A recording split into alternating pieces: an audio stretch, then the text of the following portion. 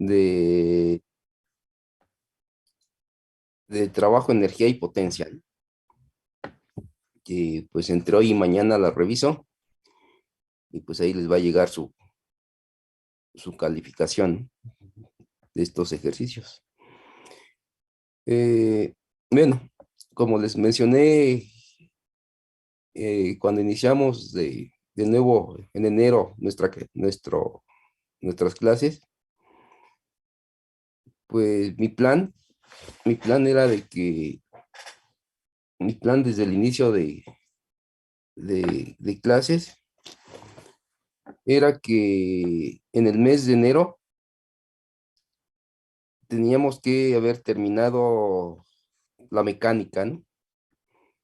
Es decir, que esta actividad 13, 14, 15, 16, 17, que es lo de sismología, este,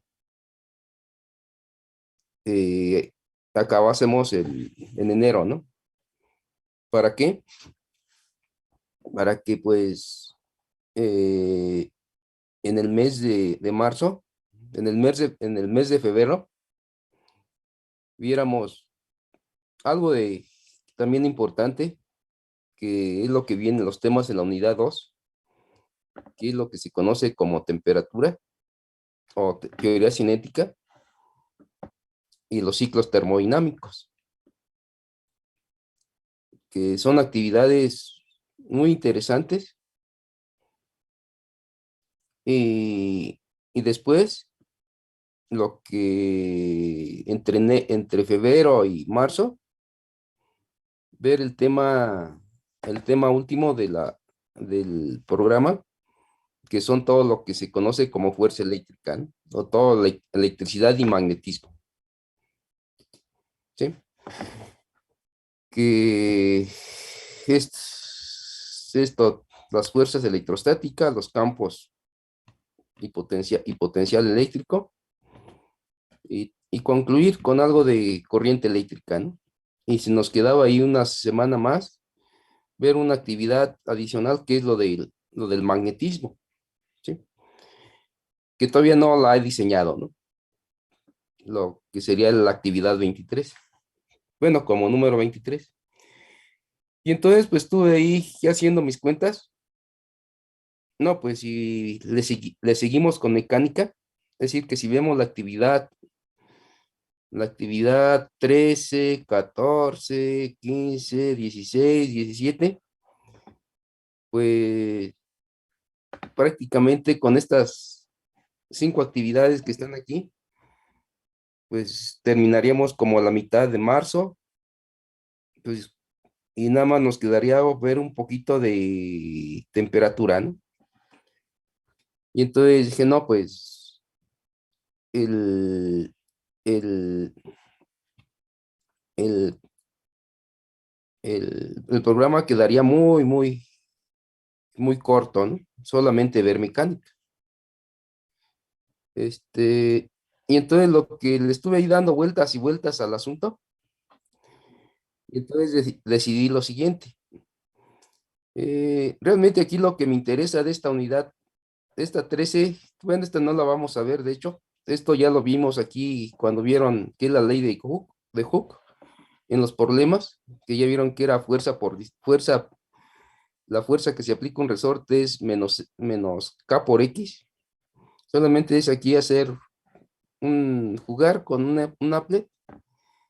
Igual aquí algo que se llama el módulo de elasticidad, que está referido a cómo el concepto de elasticidad es muy importante en los movimientos ondulatorios. ¿Por qué? Porque si yo tengo una onda que viaja a través de un medio, pues va a ser muy importante la elasticidad del medio en el cual estaba viajando, ¿no? Y una vez que se tuviesen esos conceptos, pues vemos algo que se llama el movimiento armónico simple y el armónico amortiguado. Y con todos estos conceptos, pues ya podemos entrarle un poquito a lo que se llama la sismología, ¿no? Entonces, pero si uno ve los programas de estudio de la carrera de física o las carreras de ingeniería, pues básicamente las primeras asignaturas con las que se van a encontrar en la carrera a la que vayan, es básicamente mecánica. Mecánica, donde la mecánica pues es todo lo que hemos visto, ¿no? Que incluye hasta la mecánica tradicional, es hasta trabajo y energía, ¿no? Sí. Bueno, obviamente por ahí falta un tema que muy probablemente también me faltó, pero ese sí no viene en el programa, que es lo que se llama la, el momento lineal, ¿sí? O las famosas colisiones o choques, ¿no? Que bueno, pues ese sí ya no me dio tiempo bueno, aparte no viene en el programa, ¿no? Bueno, entonces lo que decidí es de que estos temas del 13 al 17 los vamos a ver como asesorías los miércoles, ¿sí? Y aquí no hay que entregar reportes, ¿no? Solamente voy a plantear los temas, pues para que ustedes tengan una visión general de, por ejemplo, que este sería la culminación de, de todo lo que hemos visto, cómo podemos ahora entrar a una rama tan específica que es la sismología. ¿Y qué es lo que hace la sismología? Pues a través de procesos físicos, matemáticos, ingeniería, bueno, y obviamente computación, se logra localizar dónde se generó el sismo y otras cosas, ¿no? Que por ahí teorías hay muy interesantes que el fin último de la sismología es lograr predecir cuándo se generaría un sismo. Pero bueno, eso no se ha conseguido, ¿no? Y mucha gente dice que ni se conseguirá.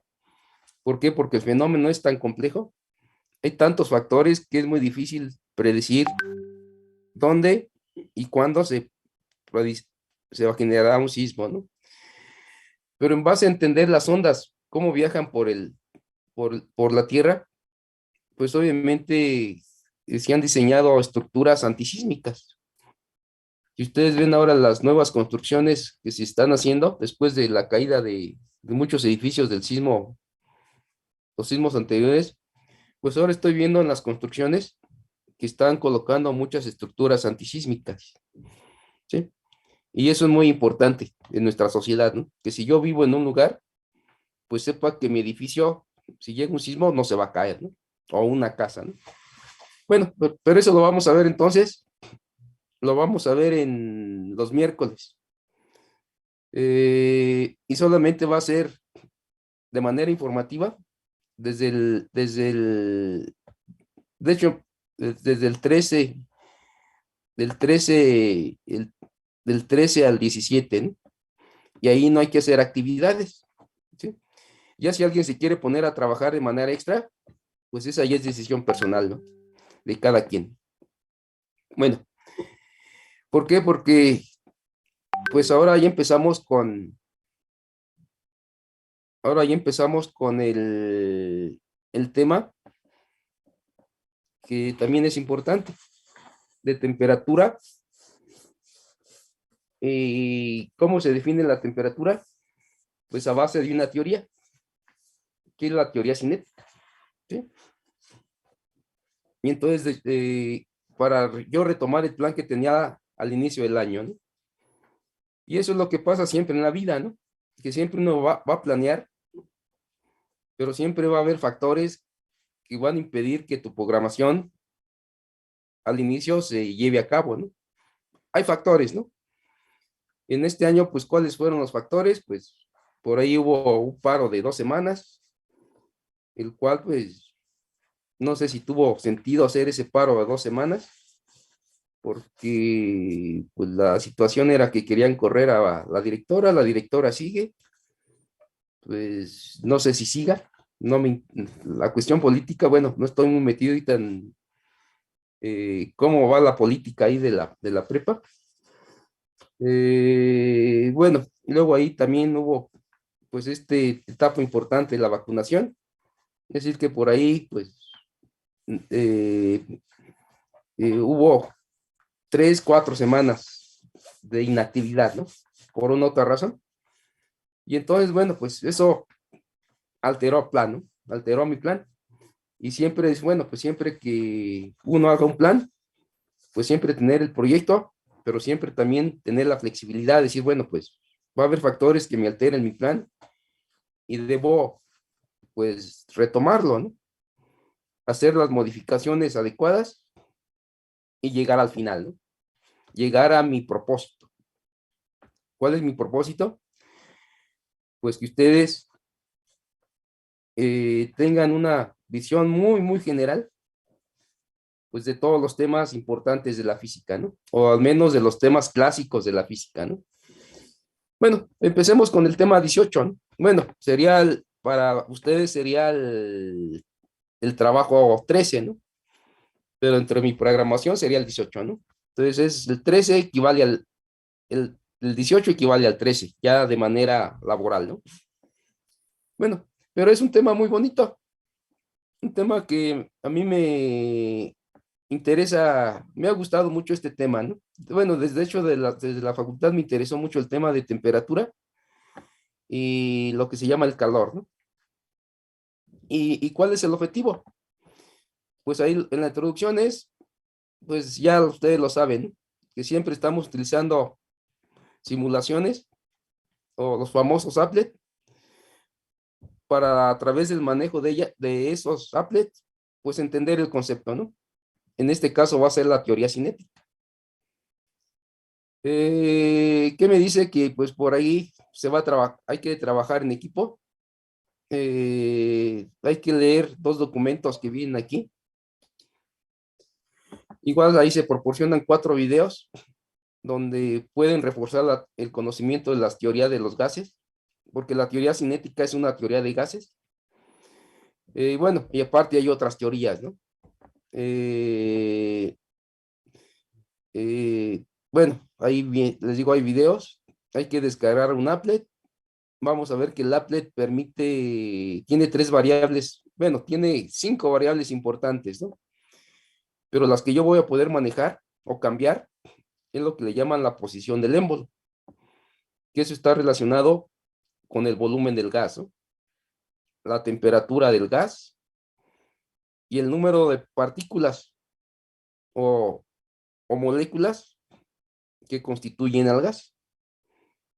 Y entonces nosotros vamos a poder jugar con estas 3 variables y al final el applet me va a permitir, el applet mide lo que va a poder medir los choques que se da entre partículas y por tanto la presión que hay en el interior del gas. Y ambas están relacionadas directamente, ¿no? Si hay mayor número de choques, pues vamos a ver que hay mayor presión o a la inversa, ¿no? O viceversa. Y entonces con este applet hay que realizar 2 experimentos que decimos, podemos mantener la temperatura constante.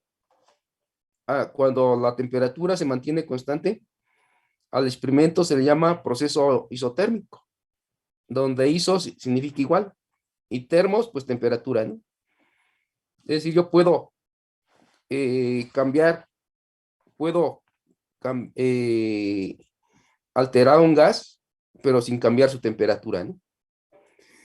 Y, y lo que se llama un experimento a volumen constante, que se le conoce como proceso isocórico o como le llaman los químicos, isovolumétrico, ¿no? Y el número de partículas, ese no lo vamos a alterar, eso lo vamos a mantener constante. Y entonces, al mantener el número constante, pues lo que nos interesa es determinar los cambios en la presión. Bueno, nosotros no lo vamos a determinar. El applet me va a decir, dependiendo de las condiciones que tú manejes, pues el gas, al interior del gas se va a generar una presión. Y aquí vamos a obtener resultados para dos experimentos, para el isotérmico y para el isocórico. Si estos resultados nos los llevamos a Excel, pues vamos a poder obtener las líneas de tendencia. Y nosotros ya sabemos que al analizar las líneas de tendencia, lo que estamos es caracterizando las propiedades del gas, ¿no? Y eso lo vamos a ver ahorita también ahí con un ejemplo que les proporciono, ¿no? Y hay que subir el reporte, ¿no? Bueno, aquí ya no les pido que cada integrante haga su experimento, porque pues ya sería muy pesado, sería muy extenso el archivo, ¿no? Y entonces aquí también por cuestiones de tiempo, y ya para también saber que, bueno, ustedes llevan otras materias y no estarlos ahí absorbiendo excesivamente la materia de física también. Bueno, entonces, ¿en qué va a consistir el experimento? Pues el experimento es básicamente que ustedes deben abrir este applet, que es la teoría cinética de los gases. Bueno, aquí ya se pone un poquito más interesante el tema, porque ya me hablan de los inicios de la termodinámica y pues algo muy moderno, que es la física estadística, ¿sí? Es decir, que si yo sé estadística y la aplico a la física, pues también voy a poder ver cómo la estadística tiene un impacto muy importante en la física y genera una nueva área del conocimiento, que es la física estadística.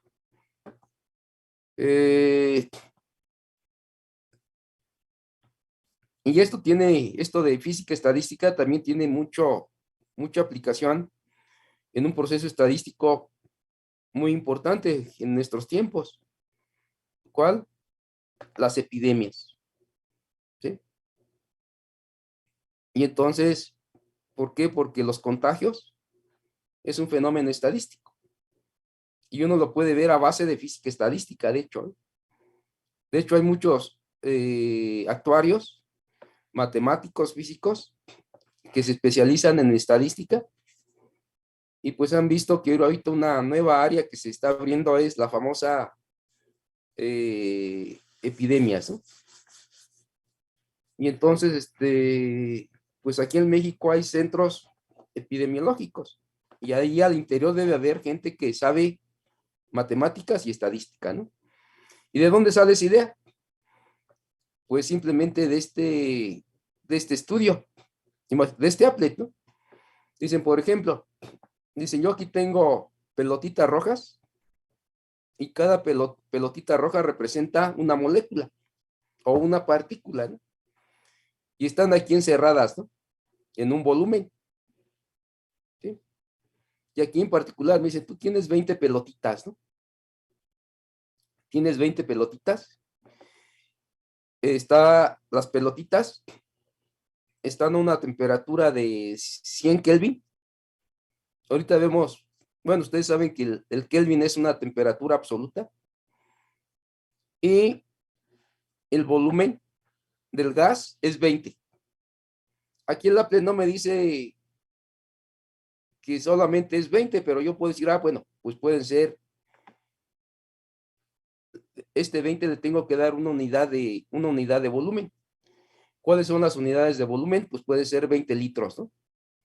O puede ser 20 metros cúbicos, o pueden ser 20 mililitros o 20 centímetros cúbicos. Eso el applet me lo deja a la libertad, ¿no? ¿Sí?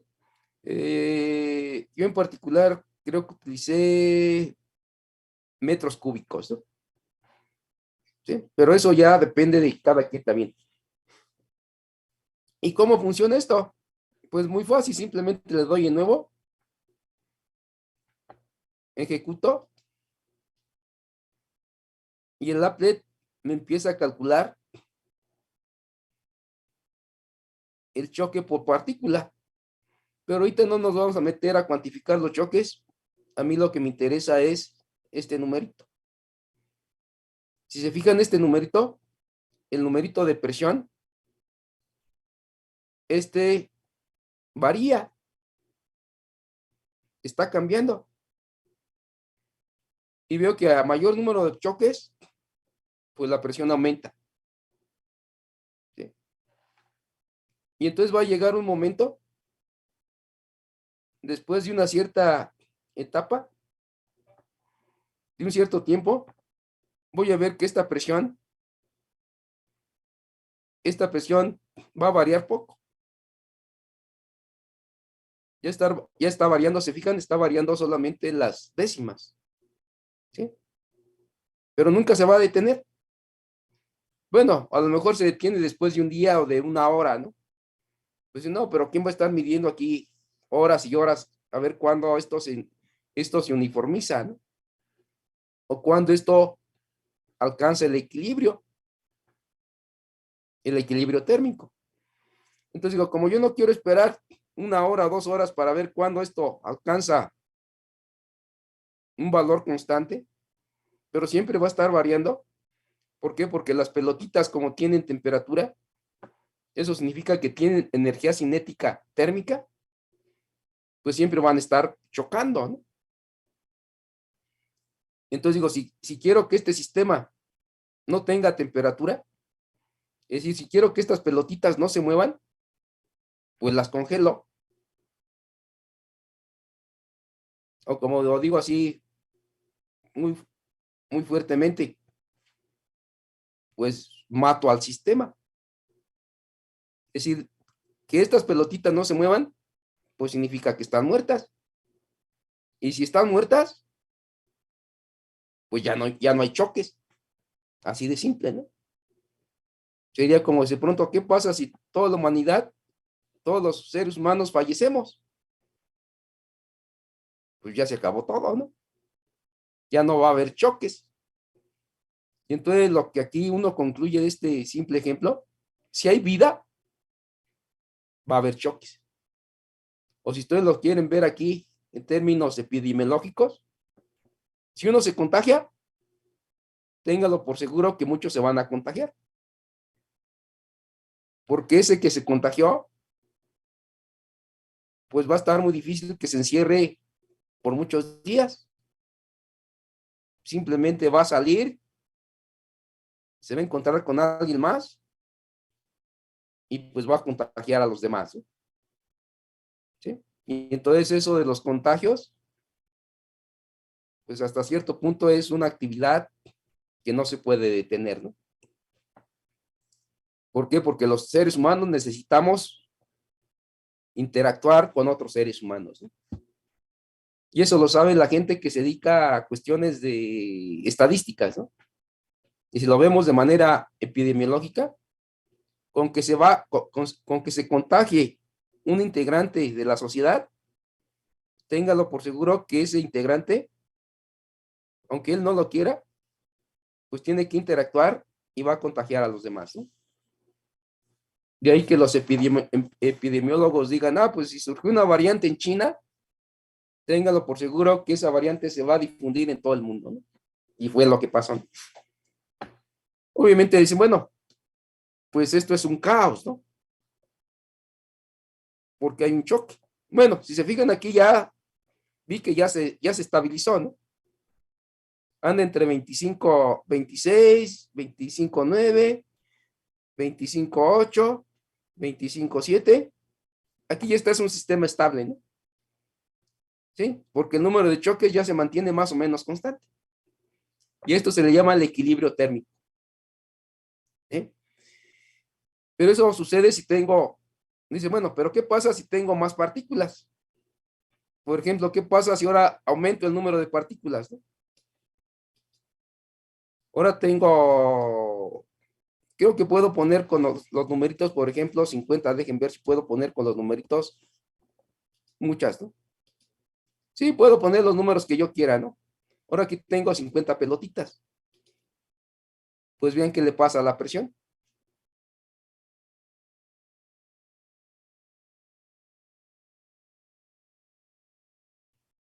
¿Se fijan? Hay tantas pelotitas contenidas en un pequeño volumen, pues que tienen que chocar. Y el número de choques aumenta, ¿no?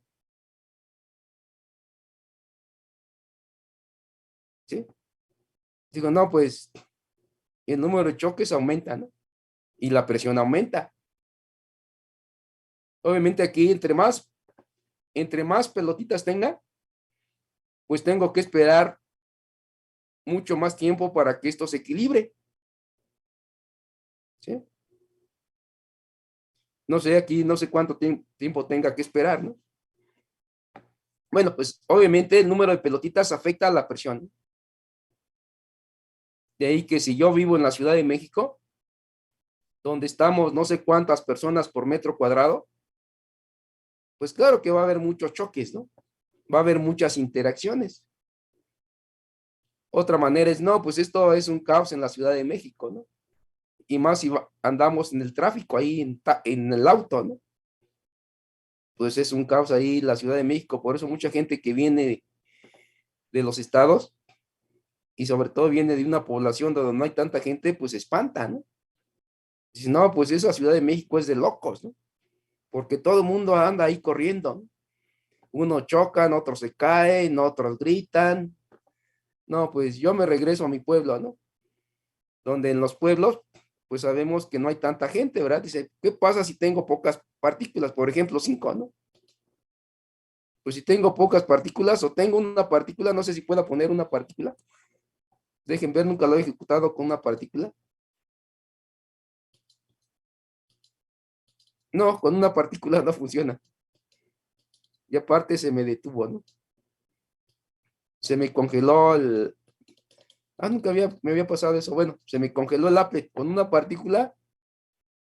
Es decir, que tener el sueño que yo voy a ser único del universo, pues me dice el Apple, no, pues eso no existe, ¿no? Y se me congeló el Apple. Entonces déjenme... O se me congeló el internet, déjenme ver porque... No, según tengo conexión, pero aquí pasó algo. A ver, dejen ver qué pasó. ¿Por qué no puedo?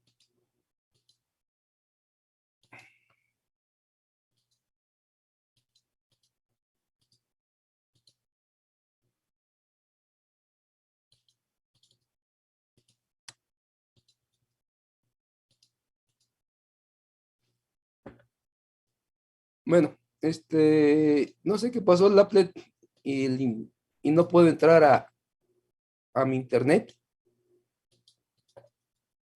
Bueno, independientemente de que mi internet ahorita dejó de funcionar,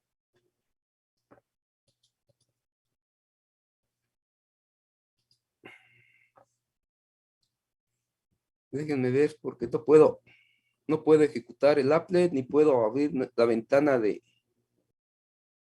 ni Classroom.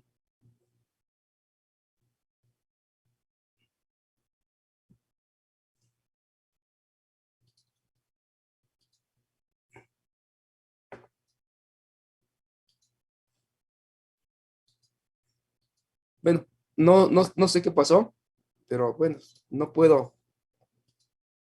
Internet está bloqueado. Dejen abrir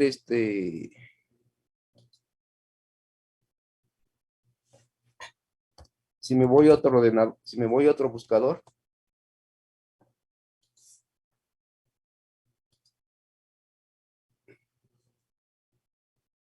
estoy abriendo otro ordenador y en el otro ordenador sí funciona. Eh,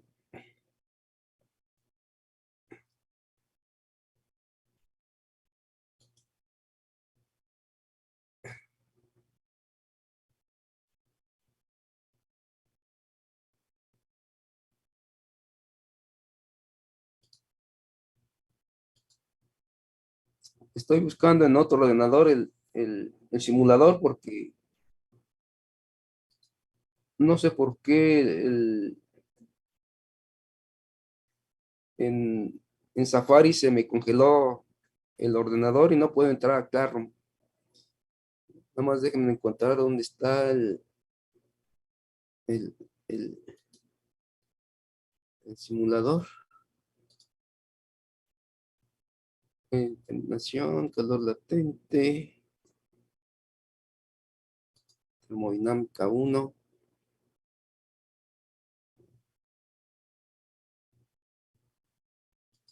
estadística.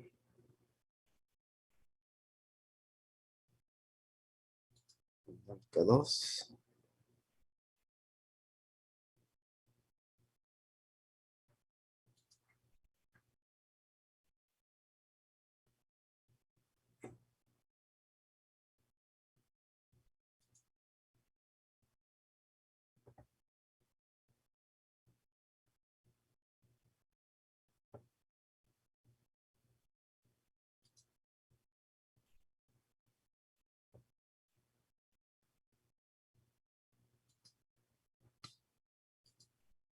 Ah, no lo encuentro.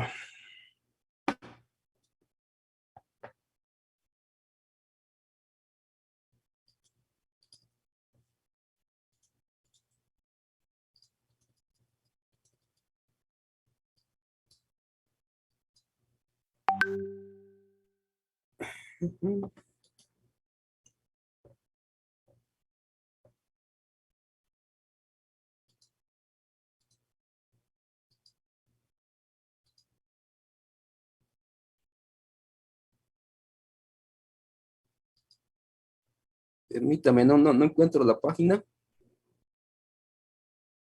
No encuentro la página. Ah,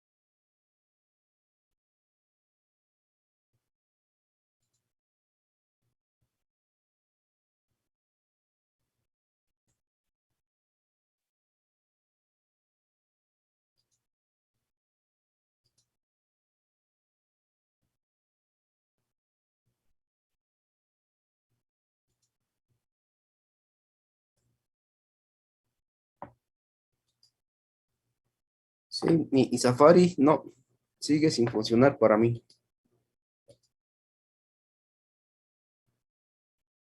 Voy a ver otra página.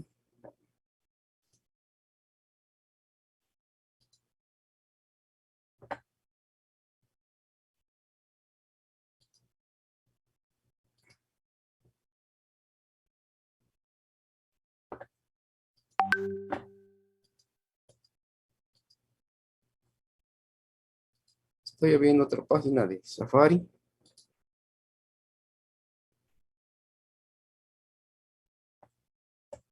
Y ya casi llego.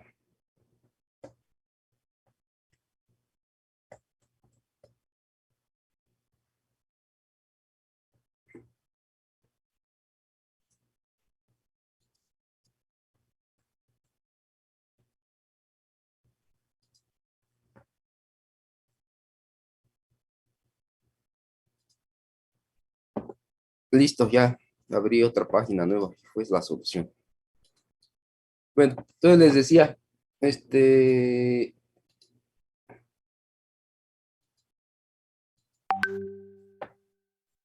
cuando yo elijo, cuando elijo el número de partículas, pues también va a depender a qué temperatura esté.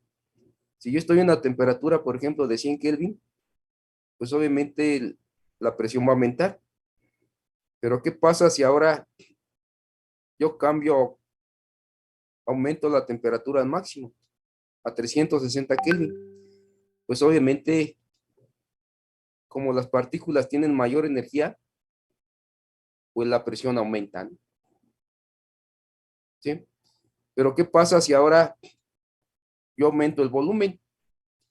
Ah, pues como ahora las partículas, aunque tengan mucha energía, van a estar en un volumen mayor, pues la presión debe ser menor.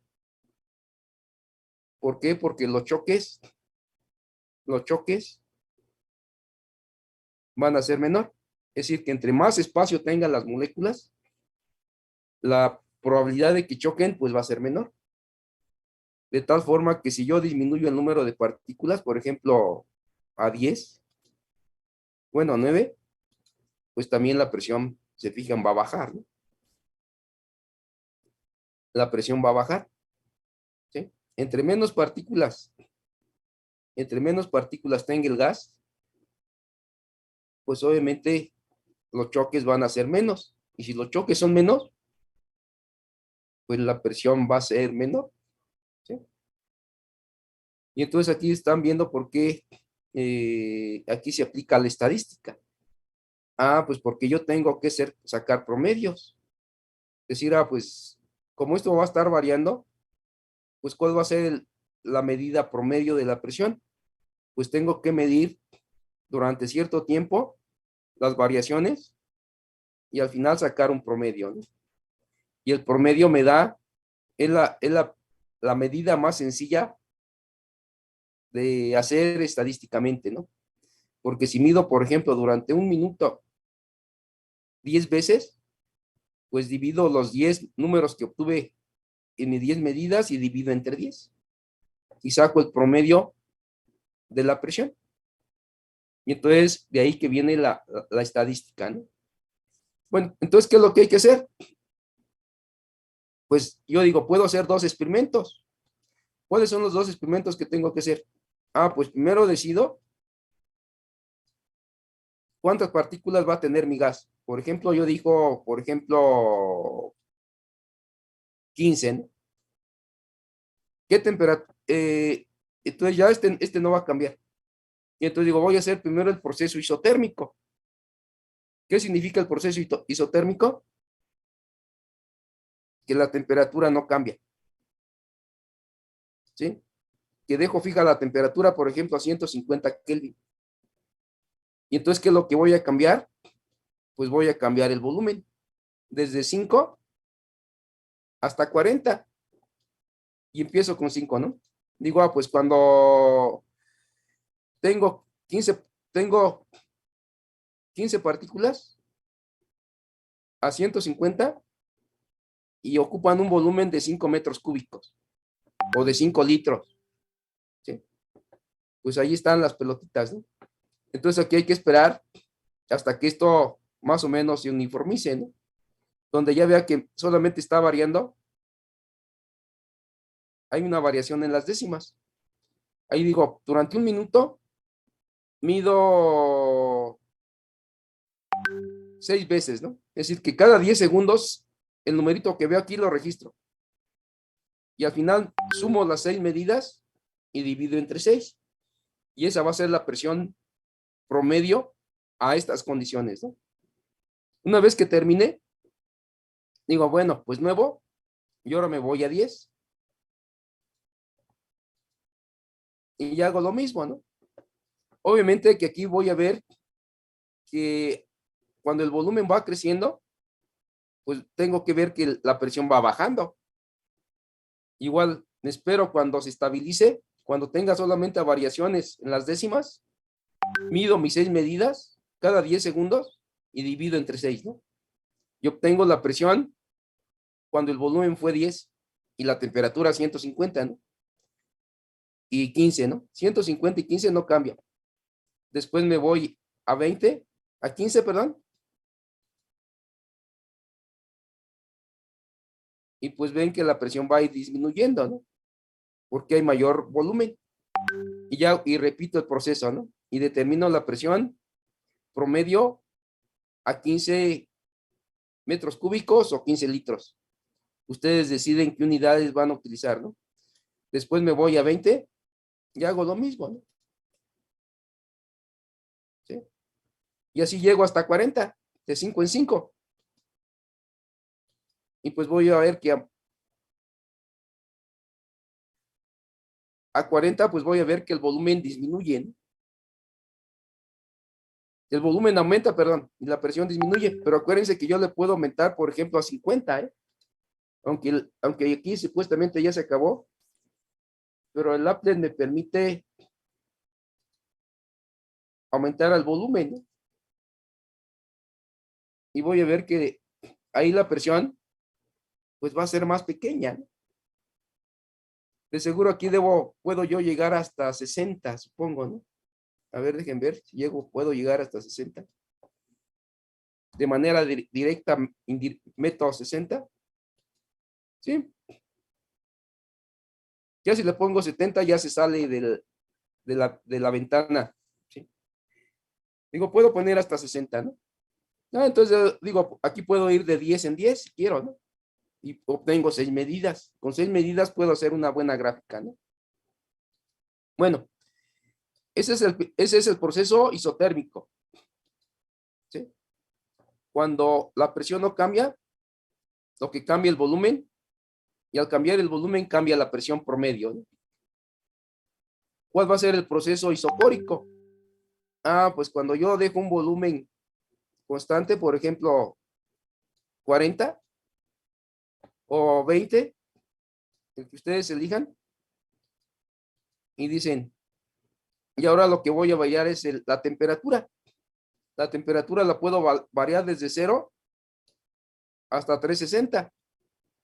¿Qué pasa si le pongo 0? Ah, bueno, espero que no se me congele la pantalla, ¿no? Obviamente, si pongo 0 Kelvin, pues significa que no tiene energía este gas, y entonces, pues no se va a mover, ¿no? No, vamos a ponerle mejor para no correr riesgo. Por ejemplo, me voy de 20 en 20, ¿no? Le digo nuevo,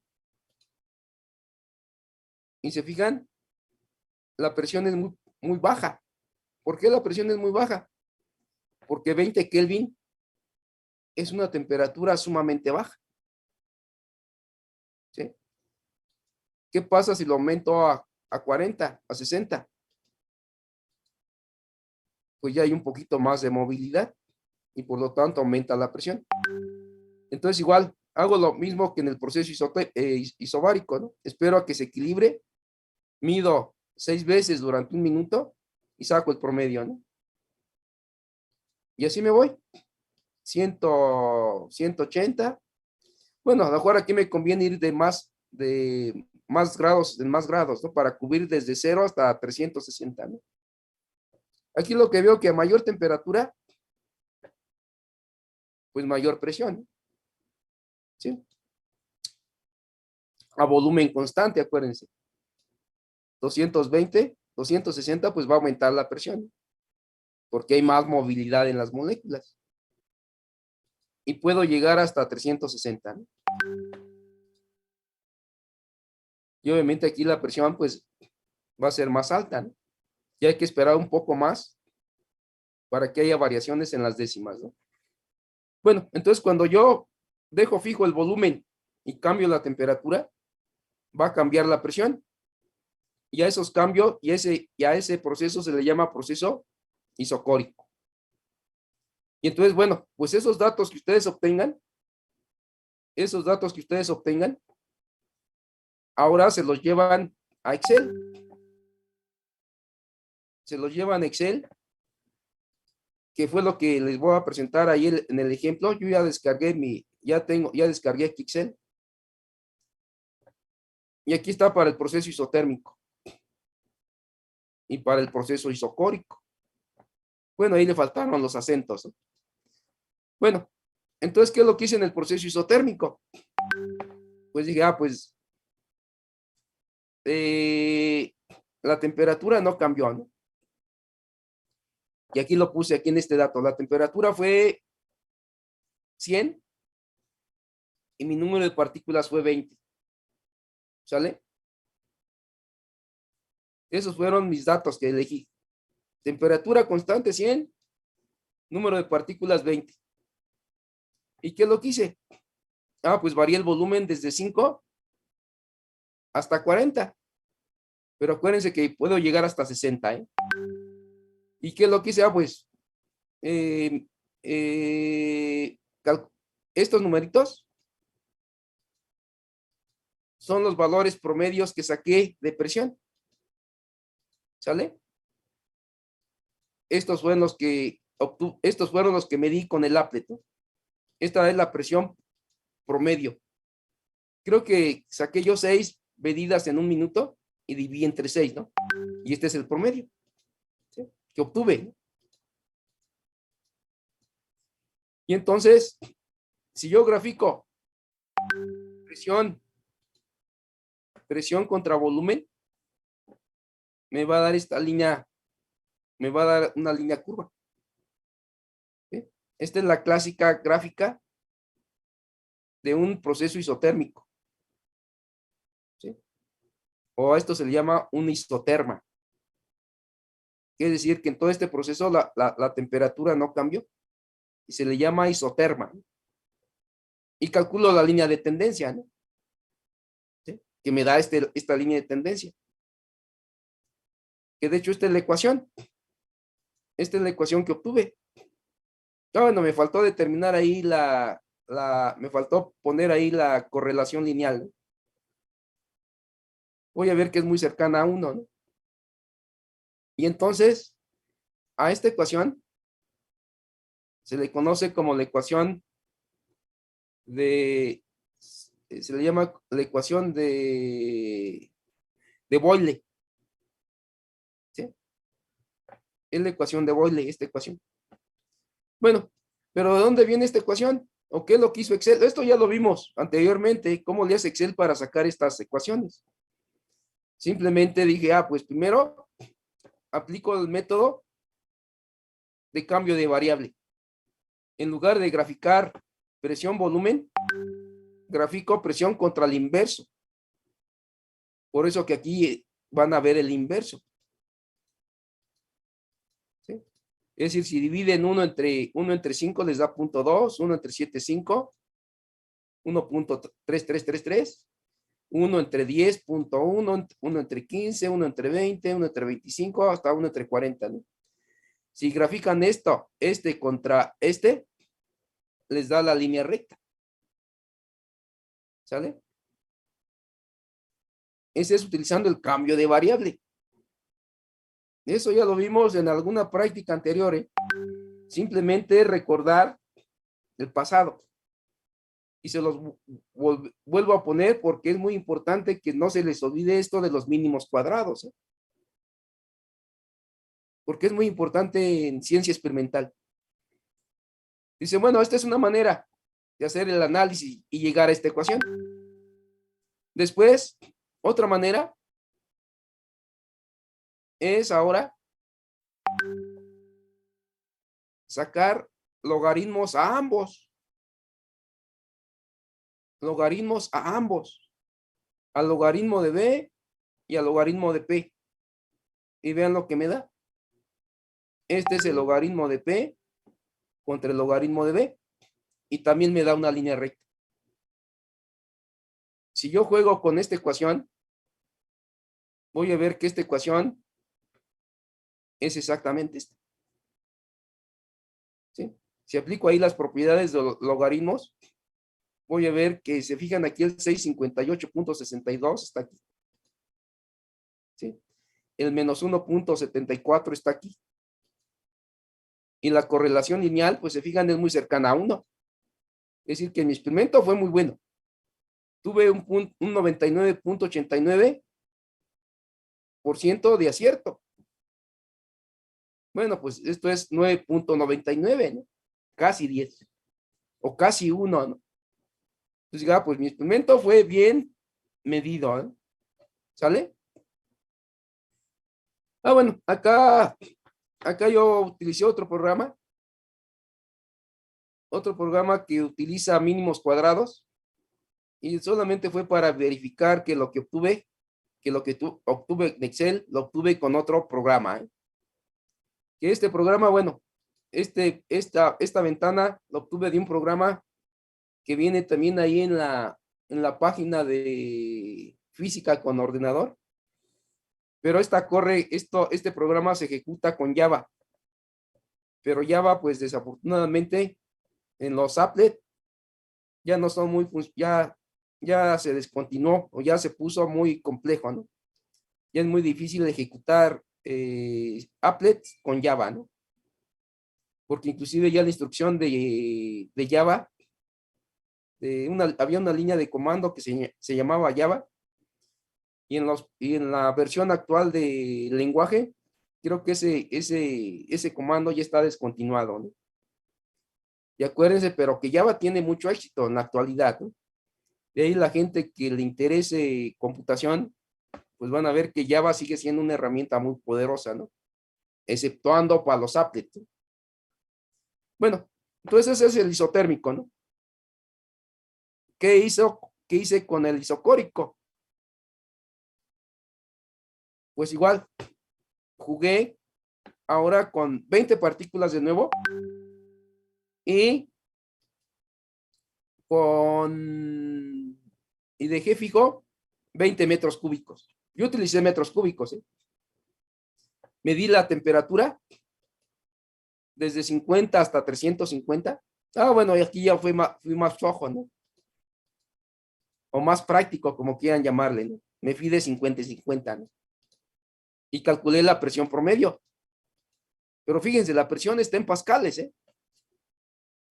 Bueno, ahorita vemos qué es un pascal, ¿no? Bueno, pues si yo hago la gráfica de presión contra temperatura, aquí no tengo problema. Esta va a ser una línea recta. Calculo la línea de tendencia y calculé esta constante, que es muy importante,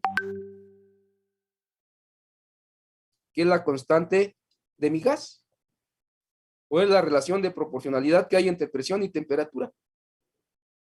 Y después vamos a ver que esta constante está muy relacionada con el número de partículas, con este, ¿eh?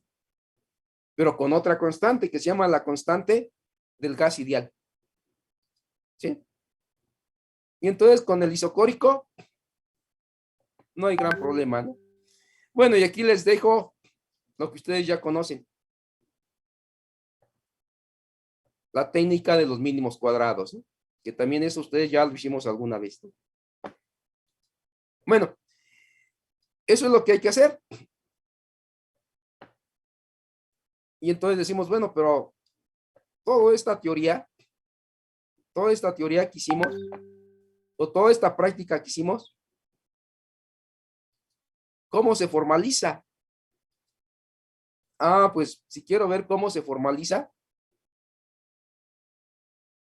pues tengo que regresar a Classroom y ver qué es la teoría cinética. Bueno, ahí para la gente bueno, ahí pongo les agrego un documento, ¿no? Que es un documento que me encontré ahí interesante de los gases y la teoría cinética, ¿sí? Que ahí les hablan de los gases ideales, ¿no? De hecho, esta es una teoría de gases ideal. Me dice que pues empieza con los estados de la materia. Esto aquí es donde viene la unión de física y química, o lo que se conoce como físico-química. Entonces, ¿qué pasa si tengo un gas encerrado en un gas y le aplico una presión? Le aplico una fuerza en una área. Es decir, si yo aplico una fuerza en una área, pues estoy generando una presión, que la presión es fuerza entre área, ¿no? Y aquí está, ¿no? ¿Y en qué se mide la presión? Pues en newton sobre área, unidades de área, metro cuadrado. A eso se le conoce como Pascal, ¿sí? ¿Por qué Pascal? Porque Pascal fue un investigador o un hombre de ciencia que le interesó mucho este concepto de presión. Y aquí me ponen las equivalencias, ¿no? Me dicen que una atmósfera equivale a 101.325 pascales. Eso equivale a 113 hectopascales. Y esto equivale a 760 torricellis. Torricellis. Así se abrevia Torricelli, ¿no? ¿Y quién fue Torricelli? Ah, pues Torricelli trabajó junto con Pascal y fue el que hizo un barómetro de Torricelli. y fue el que determinó la presión que hace la atmósfera sobre una superficie. Es decir, es la presión a la que nuestro cuerpo está sometido. ¿Sí? Bueno, después vienen las leyes de los gases. Las leyes de los gases les plantean que existen 3 leyes de los gases. Una de las leyes es la ley de Boyle o de Boyle, que es la que hicimos. Se fijan, aquí está la clásica curva y una ley de Boyle. ¿Y qué me dice la ley de Boyle? Que si se realiza un experimento a temperatura constante, entonces, ¿qué es lo que va a haber? Que la presión y el volumen son inversos. Que si el volumen aumenta, la presión disminuye. Es lo que vimos en el Applet, ¿no? Bueno, pues esa es la famosa ley de Boyle, ¿no? Y así se pone la ley de Boyle. La presión es igual a una constante entre el volumen. ¿Sí? O la presión por el volumen es igual a una constante, como está aquí. Esa es la famosa ley de Boyle. ¿Sí? Bueno, existe... bueno, y así se pone, ¿no? Bueno, y aquí les ponen la imagen de Robert Boyle, ¿no? ¿Se fijan? Fue en los 1600 que vivió y esta ley se sigue utilizando, ¿eh? Bueno, y aquí les ponen la experiencia, ¿no? Que hicimos con el Applet, ¿no? Aquí les mencionan las escalas de temperatura, la escala absoluta, ¿no? Y esta es la escala absoluta, que me dicen que la temperatura absoluta va a ser igual a la temperatura centígrada, que es la temperatura comercial, que es una escala relativa, y le suman 273 grados. Esta relación, ¿de dónde vino? De esta experiencia, de esta gráfica. Que esta gráfica la hizo precisamente Lord Kelvin. Y entonces aquí hice una gráfica de presión, volumen contra temperatura. Y ahí él demostró que si esta gráfica le extiende, le extrapola y determina este punto, vio que existe un punto que se llama la temperatura absoluta. Pero eso lo vamos a mencionar cuando estemos en termodinámica, cuando hablemos de las leyes de la termodinámica, ¿no? Bueno, pero esto sigue. Existe una segunda ley que se llama la ley de Gay-Lussac. ¿Cuál es la ley de Gay-Lussac? Pues es esta. Me dice que cuando yo varío la presión contra la temperatura, dejando el volumen constante, voy a obtener una línea recta. ¿Sale?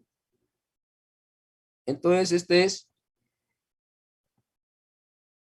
cuando la presión y la temperatura cambian, pero el volumen se mantiene constante. ¿Sí?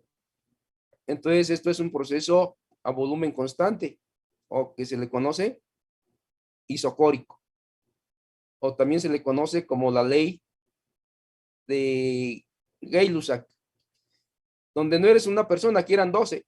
Una persona es gay y la otra es Lussac, ¿no? Y entonces los dos hicieron el estudio simultáneo. Ellos llegaron a esta ecuación por métodos diferentes, pero a la vez, y por eso se le llama la ley conjunta, ¿no? De Gay-Lussac. ¿Sí? Y existe una tercera, la ley de Charles. Esta ley no la puedo demostrar. ¿Por qué? Porque en mi applet no puedo mantener la presión constante. Y entonces la ley de Charles es la que me dice que es cuando la presión no cambia, y lo que cambia es la temperatura y el volumen. Y también es una línea recta. ¿Sí? Y entonces me dicen, esas 3 leyes se pueden meter en una sola, en la ley del gas ideal. Me dice, si tú multiplicas presión por volumen entre temperatura, esa va a ser una constante. O eso se puede hacer así. Esta ecuación. Y esta es la ecuación del gas ideal. Es decir, que en esta ecuación yo puedo, a partir de esta ecuación la ecuación del gas ideal, o la ecuación general del gas ideal, puedo deducir las otras tres. ¿Sí? Por eso le llaman síntesis de estas leyes, ¿no? Y a esta constante se le llama la constante del gas ideal. Bueno, y ahí les ponen para practicar, ¿no? Ahí les dan la para practicar y para saber más, ¿no? Es un documento interesante que me encontré, ¿no? Ahí en la red. Entonces ahí se los dejo para que le den una leída, ¿no? Bueno, aquí les pongo 4 videos, que es de presión contra volumen, de presión contra temperatura. O sea, les pongo las 3 leyes, la ley del isotérmico, del isobárico. No, este es el isotérmico, ley de Boyle. Este debe ser, bueno, tendríamos que verlos, pero son de las 3 leyes, ¿no? Y les pongo uno del gas ideal, ¿no? Por si quieren ver los videos, ¿no? Pero dicen, bueno, pero ¿dónde está la teoría cinética? Ah, pues la teoría cinética viene aquí, en este documento. ¿Qué me dice este documento? Bueno, pues se fijan, este documento, pues sí, ya lo hice hace en el 2011, ¿no? Es un documento que ya tengo una práctica que, de las primeras que empecé a aplicar, cuando me di cuenta que esto de las simulaciones, pues ayudan mucho a aprender física, ¿no? No vayan a abrir esta liga, porque esta es la liga para el programa que está en Java. Si yo abro esta liga, no, el simulador en esta liga no funciona porque está en Java, ¿no? Y pues desafortunadamente Java pues ya no funciona con no los ejecutan los nuevos, ni Google, ni Google, bueno, perdón, ni Chrome, ni ni Mozilla o Firefox tampoco lo ejecuta, y Safari tampoco, ¿no? Bueno, ¿en qué consiste la teoría del gas ideal? Pues básicamente consiste en lo que yo tengo. Lo que tengo es un émbolo, donde un émbolo pues es simplemente un cilindro donde hay un pistón. Perdón, esto es un pistón, perdón. Y este es el émbolo, ¿no? Es decir, es una jeringa. Lo más conocido a esto, pues es una jeringa, ¿no? Donde ahí tengo varios gases. Y los gases se mueven de manera azarosa. Y entonces digo, parto de un hecho muy sencillo. Ah, pues si yo entiendo, si me fijo en un miembro de este gas, en una partícula de este gas, pues lo que le pase a este gas, muy probablemente sea lo mismo que le pasa a los otros. Y entonces digo, ah, pues me fijo en una pelotita, en una de estas pelotitas que veo que se mueve en la dirección X. ¿Sí? Entonces, por comodidad me fijo en una pelotita de todas estas, me fijo en una, pero me fijo en la que se mueve en la dirección X. Y va directamente contra el émbolo. Va con una velocidad X y rebotas y sale con la misma velocidad, pero en la misma dirección. Entonces aquí estoy aplicando un modelo muy ideal, que se llama el modelo de esfera dura, o de esfera perfectamente elástica. Que cuando esta pelota llega y choca, no pierde energía en el choque. La energía se conserva. La energía cinética con la que llega es igual a la energía cinética con la que sale. Y entonces eso se llama un choque elástico. Y entonces digo, ah, pues Eso significa que esta pelotita, cuando choca, no se deforma. Y si no se deforma, pues es una pelota de cabeza dura, ¿no? Muy, muy dura. Y entonces, pues eso ustedes lo pueden comprobar, que en la naturaleza hay modelos, hay choques que sí se asemejan mucho a esto. Por ejemplo, alguna vez dejen caer, si tienen ustedes un balín, déjenlo caer un balín de acero en una plancha de acero y van a ver que cuando el balín choque con la placa de acero, va a rebotar muchas veces, ¿no? Bueno, pues ese es un choque elástico. Y entonces digo, pues, ¿qué le pasa físicamente? ¿O cómo explico el choque de esta pelotita? O de esta molécula cuando choca elásticamente con una pared. Digo, pues, entonces ahora me voy acá. Bueno, para entender este choque, puedo recurrir al principio de conservación de la energía, ¿no? Pero recurro a un concepto, que este concepto es muy interesante, que es el concepto de momento lineal. ¿Y cómo se calcula el momento lineal? Pues simplemente es masa por velocidad, o también se le conoce como cantidad de movimiento. Ese es un tema que les digo que es muy interesante, que de hecho yo en el programa antiguo sí lo veía, pero en este nuevo programa ya no lo veo porque ya no está contenido, ¿no? Y aparte, si lo agrego, pues el programa se haría muy, muy largo, ¿no? Pero es un tema muy importante, el momento lineal, o también se le conoce como cantidad de movimiento. ¿Y cómo se calcula? Simplemente es masa por velocidad. Y entonces digo, pues determino el cambio en la cantidad de movimiento del delta P, pues va a ser igual a lo que llega a menos lo que sale. ¿Sí? Siempre acuérdense que los cambios es uno menos el otro. Entonces digo, es a lo que llega a menos lo que sale. Entonces este menos con este menos me da más. Y entonces el cambio de movimiento que va a sufrir esta pelotita es 2 veces. Es decir, que si quiero ver el cambio, pues debe ser la suma de los dos. Y no puede ser cero, porque si fuera cero el cambio, pues se quedaría ahí pegada. Y ese sería un choque completamente inelástico. Eso que reflejaría que este no es una esfera dura, sino que este sería, por ejemplo, una bola de chicle. Si ustedes lanzan la bola de chicle contra una pared, pues se va a quedar ahí pegado, ¿no? Y eso se le llama un choque inelástico. Bueno, en los choques elásticos se cumple esto.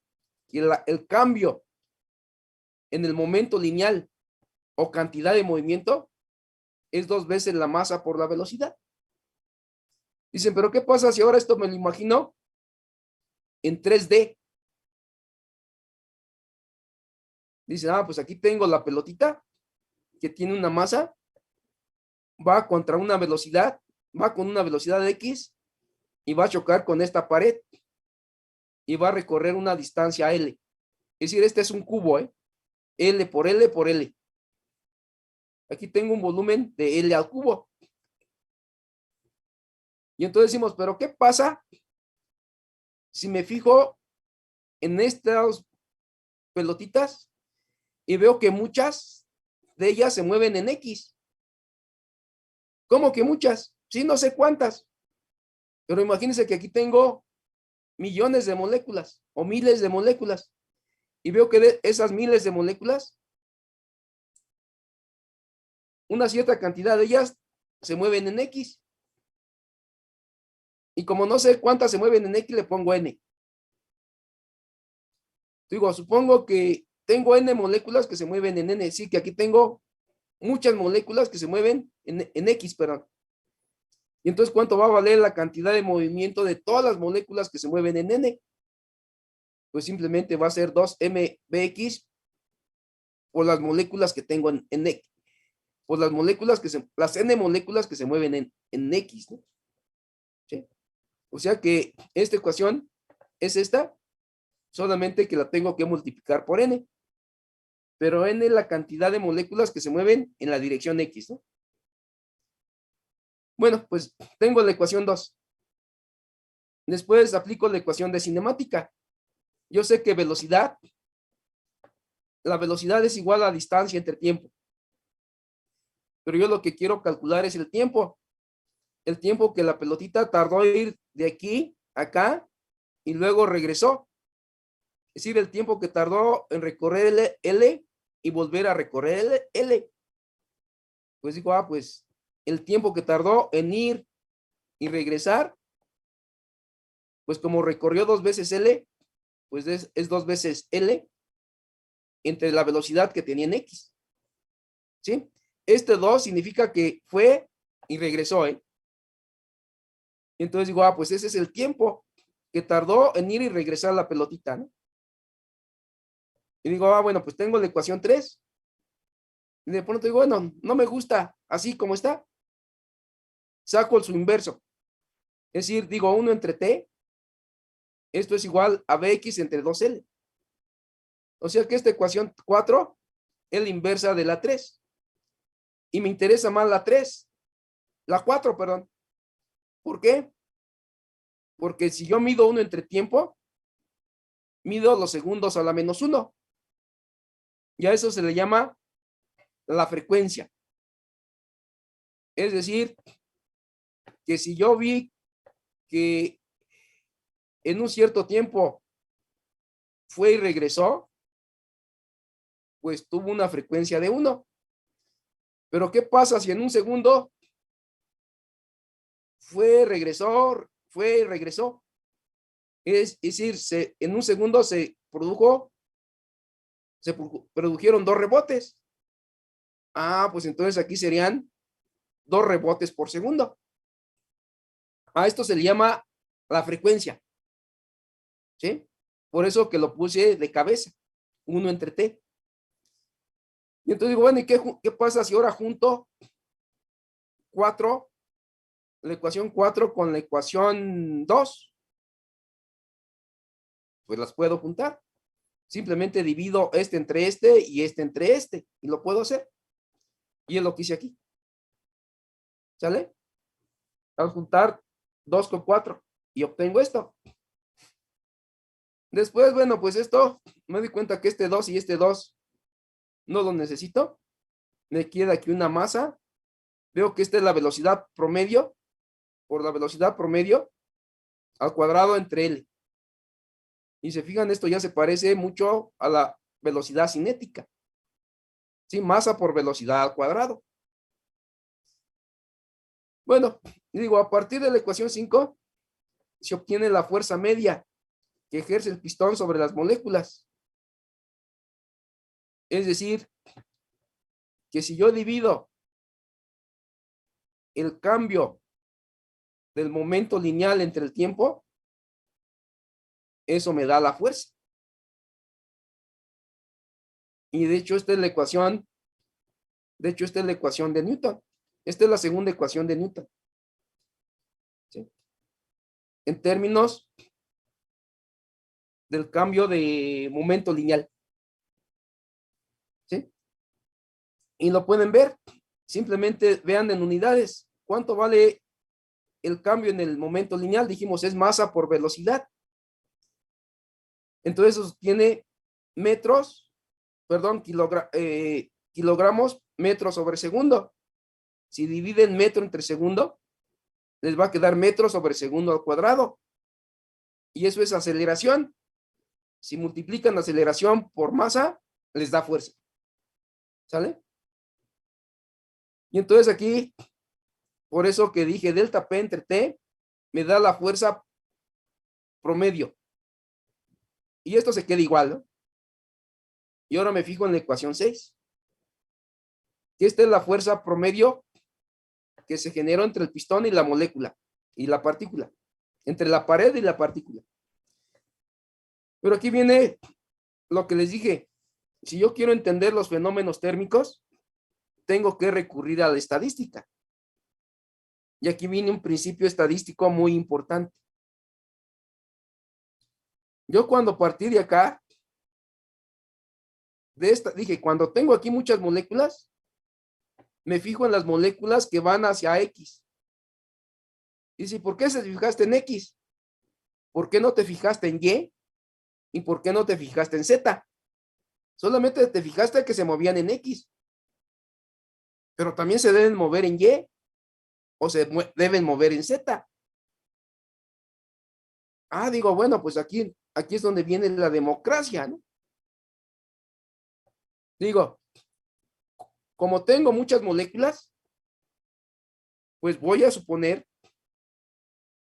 que en la naturaleza no hay preferencia de dirección, que un tercio de ellas se mueven en X o en menos X, el otro tercio en Y o en menos Y, y el otro tercio en Z o menos Z.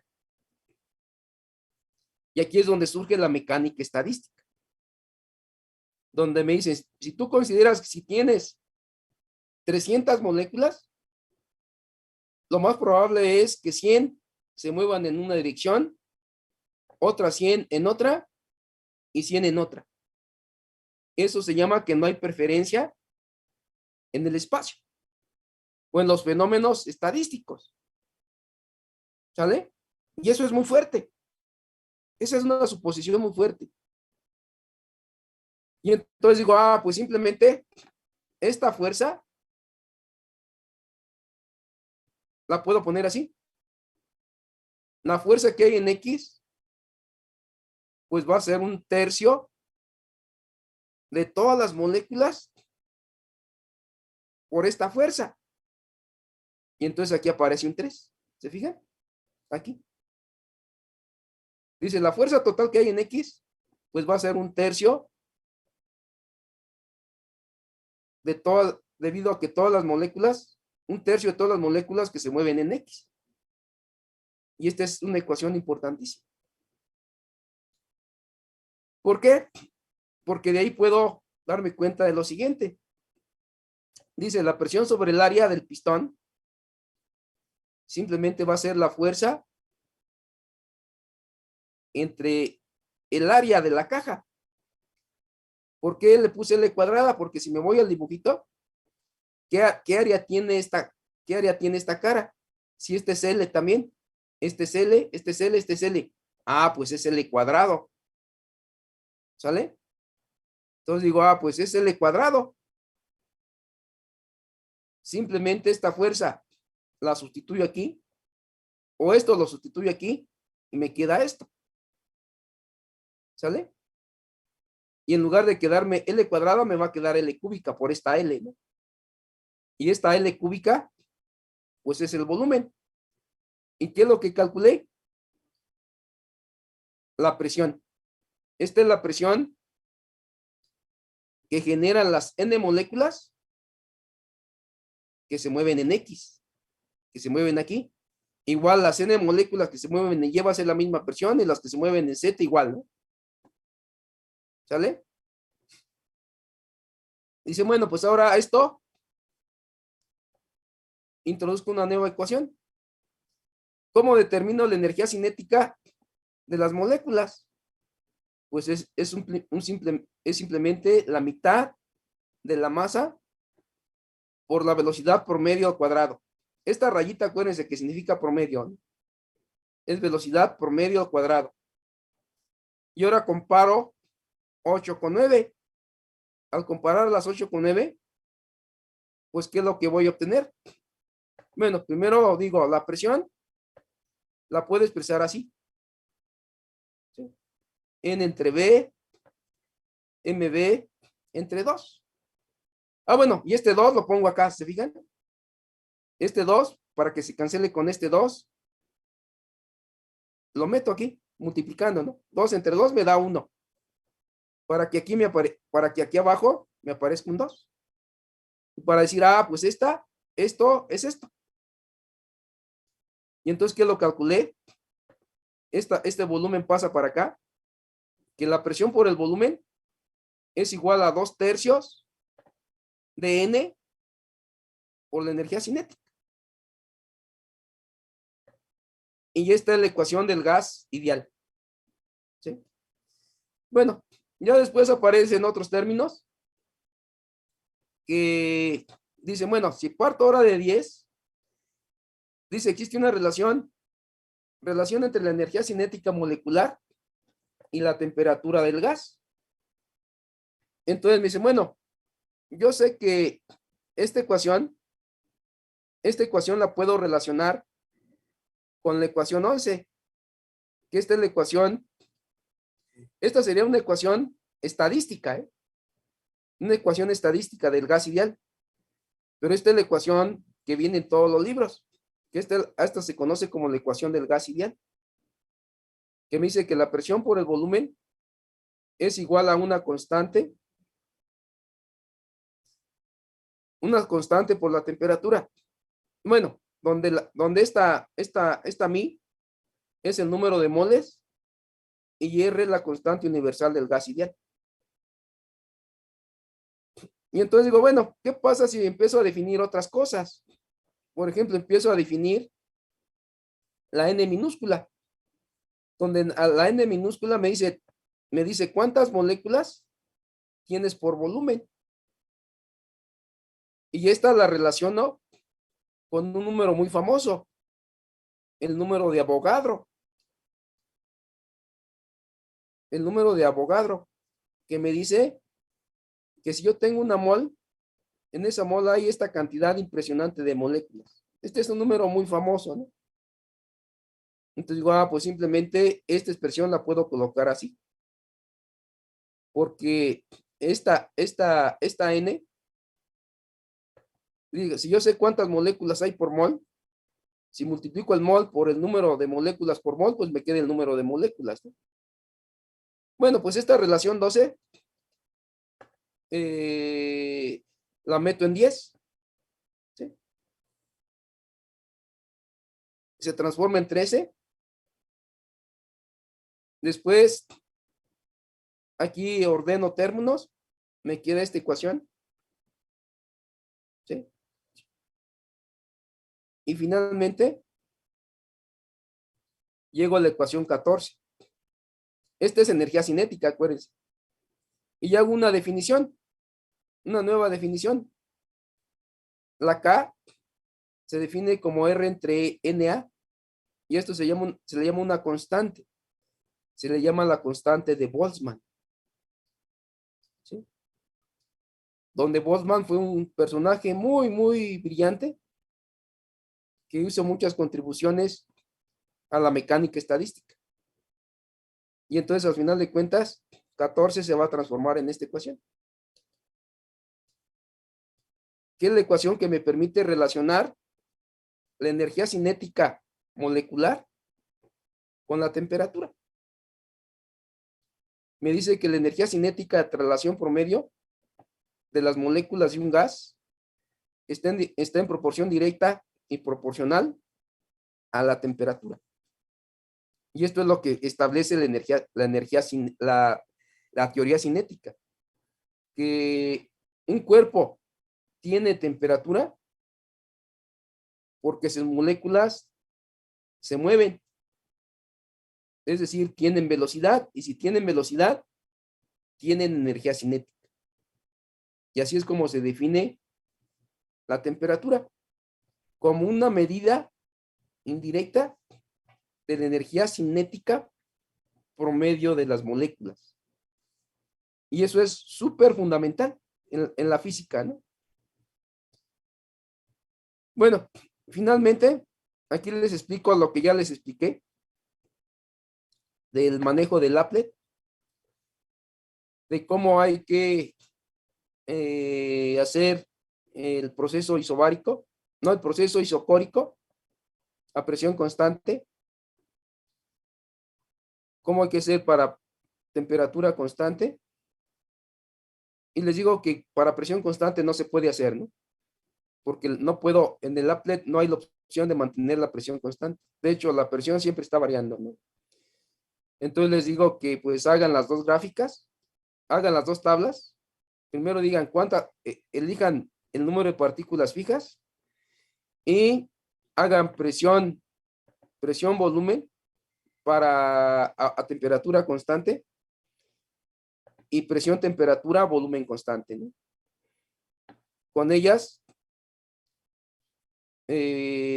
utilizar Excel y hacer las gráficas presión, volumen y presión, temperatura, ¿no? Y bueno, y hagan la discusión del equipo, ¿no? Y aquí varias preguntas, ¿no? Eh,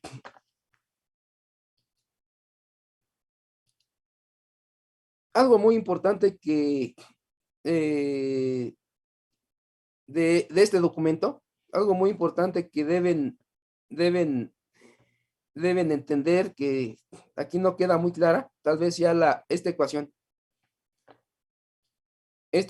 del gas ideal. ¿De dónde salió, no? ¿A quién se le ocurrió? Bueno, ya les dije, se le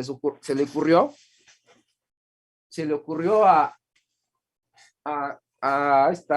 este personaje llamado Kelvin.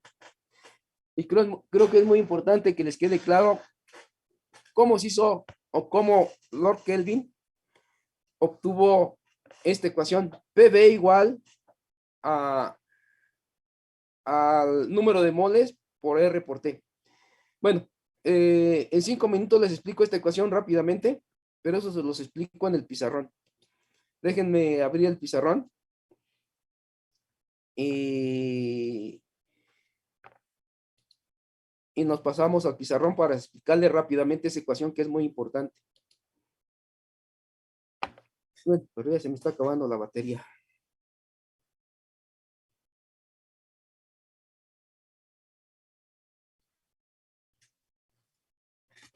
Listo.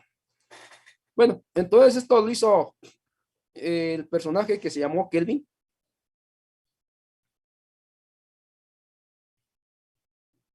Bueno, de hecho, él no se llamaba Kelvin.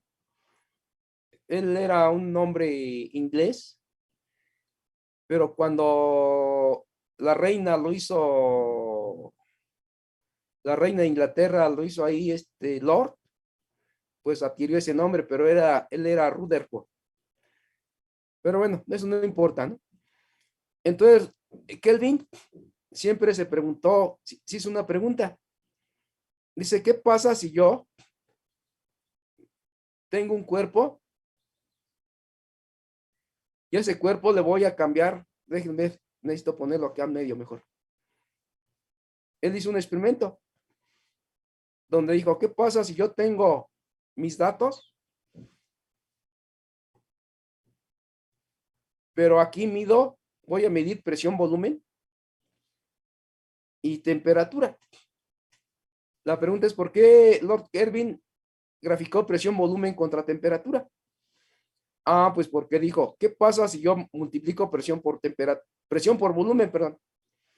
Pues yo sé que la presión, acuérdense, la presión es fuerza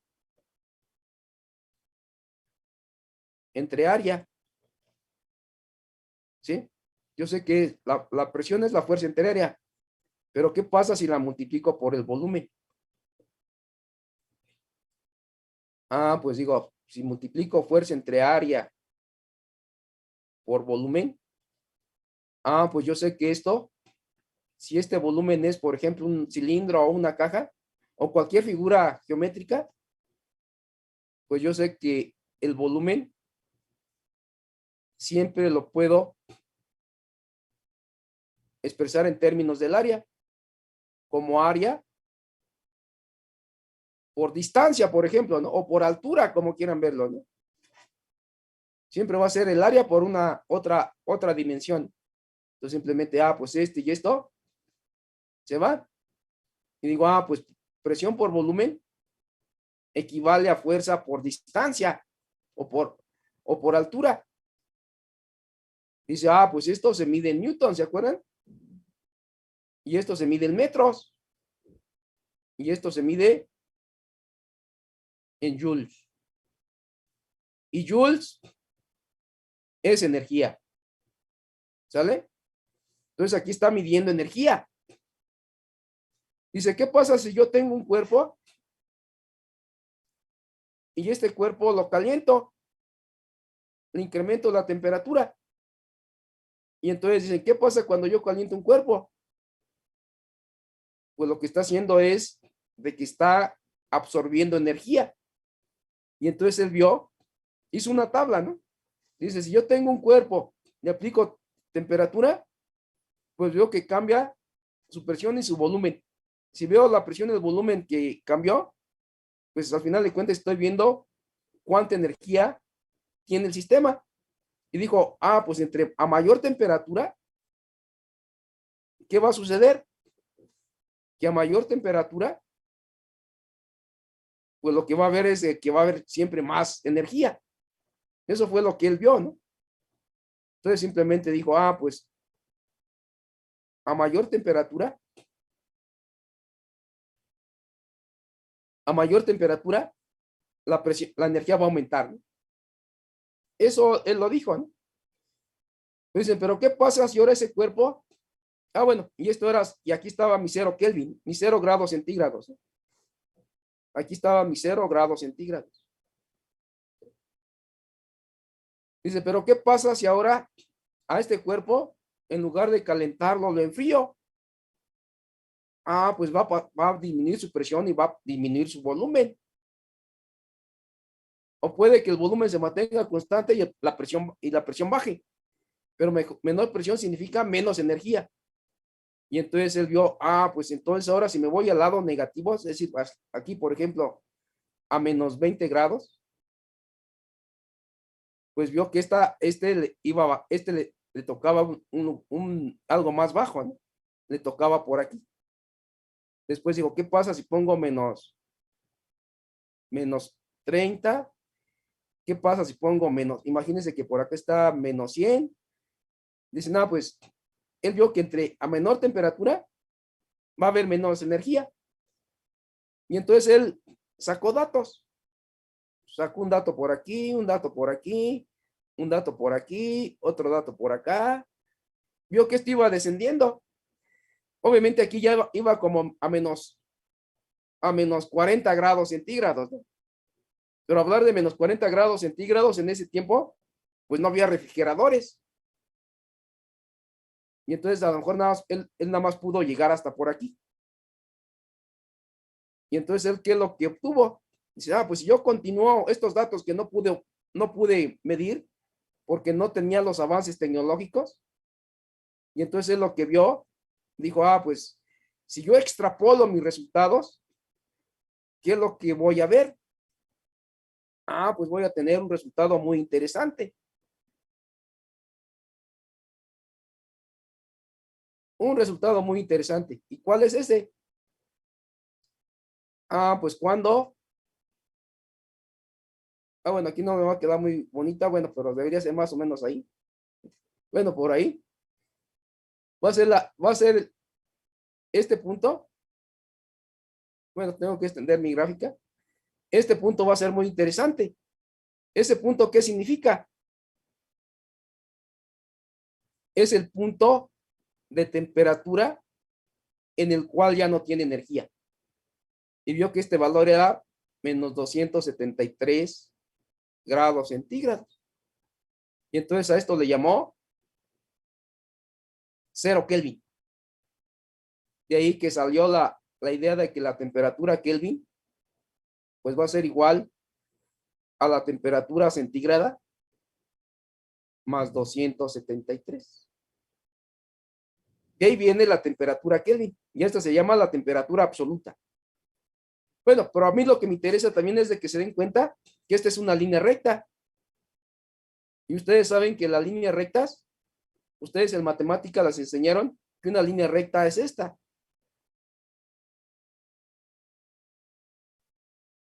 Y igual a mx.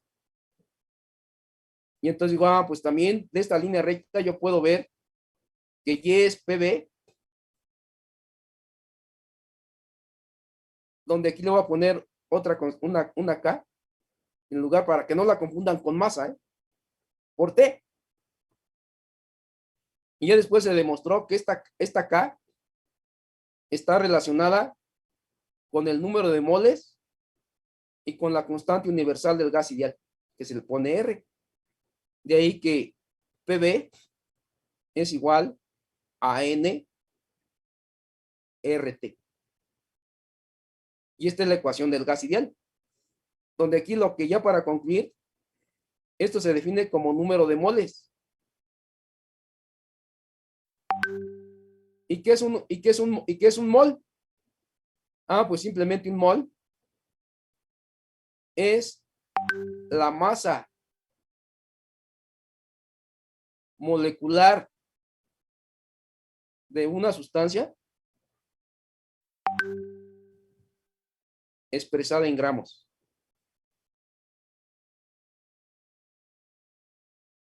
Entonces la pregunta muy sencilla. Dicen, ¿cuál es la masa molecular?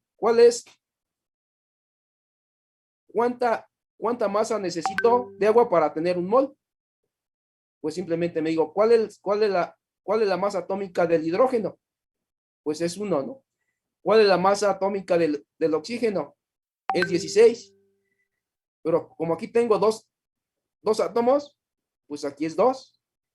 Y entonces digo, la masa molecular es 18 del agua.